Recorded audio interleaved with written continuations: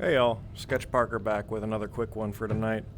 So I wanted to cover a couple of things that might help some newer players trying to get comfortable with the game.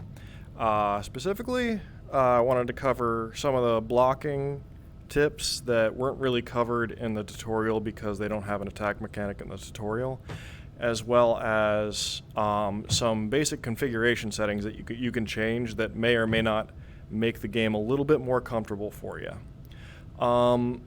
So first off, let's break open the settings real quick. We're gonna hit this gear here, and the ones that are probably gonna be most important for you are gonna be in controller and locomotion.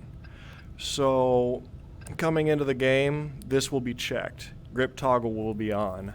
I untoggled it because it's a personal preference of mine. I feel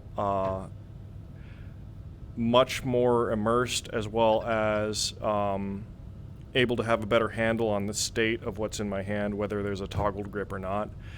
So if you want to, it may be also due to controllers. I'm in knuckle controllers right now, so the haptic response is very nice. You just grab the controller and it just knows what you're doing. Maybe not true for other controllers, but definitely tinker around with this. Figure out which one you like better. The main hand is going to be, I believe that is specifically for what hand your weapon spawns in when you respawn after death. So every time you die in the game, which hand is going to have your weapon spawn in. The locomotion hand, it's the one that controls your movement. I typically leave it on left. It's pretty common practice, but maybe if you switch up your main hand, you may want to switch that. And the only one that may be of interest to you is trackpad type, which you can do a 90 degree, which is a very broad turn. You can really get around quickly, but I prefer a 45 degree tighter turn.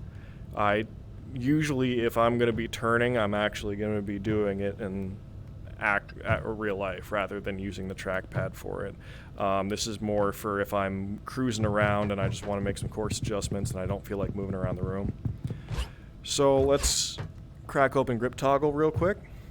The reason that I unchecked this specifically is for throwing things. So when I grab something, I typically want to be able to just throw it, right? But it's stuck to my hand because I gripped it and I never let go. In order to make it throwable, you need to let go of your controller, which I'll do now, and then grip it again, and then it's throwable. That is not intuitive to me at all. I typically, it's getting stuck to my hand. So I typically like to be able to just throw something instead of having to grip and throw. So, and it also, as this demonstrated, things get stuck to your hand and you don't remember where your grip is toggled and where it isn't. So I personally like that off. I just want to be able to just heave something if I want to throw it. Don't need that. So it may be a personal preference thing, and it may also have a lot to do with the controller that you're using.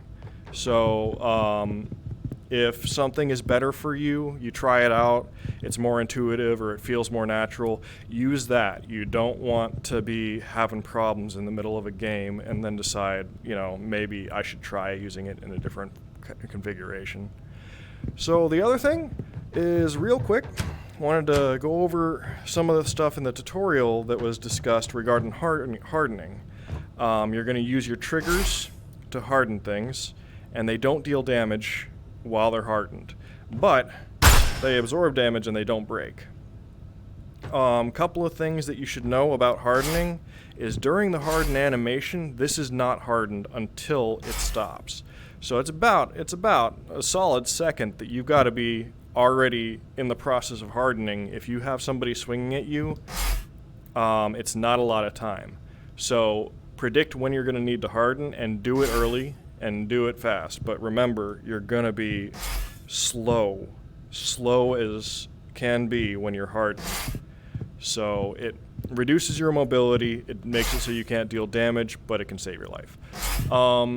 Also, it's important that you block as close to the haft as possible, because it's the ability to parry is blocking as close to the haft as you can in single-handed weapons. Now, in swords, you cannot block with your fingers. The knuckles are not blockable and they will do damage.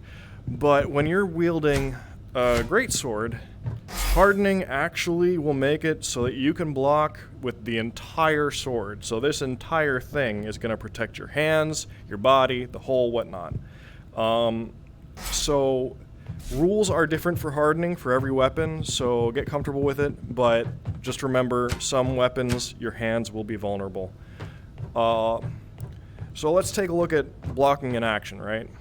You're going to want to block as close to here as possible, but you're also going to not want to start your block until you know you're about to be struck. So you're going to harden, block. Harden. Harden. Well, that was weird. Yep. Didn't give enough time.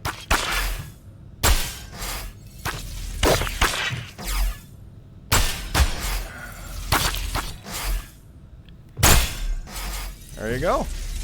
So, getting comfortable with switching from hardened to non-hardened is important for when you're actually in combat, because you need to be able to deal damage and then receive damage without actually getting hit.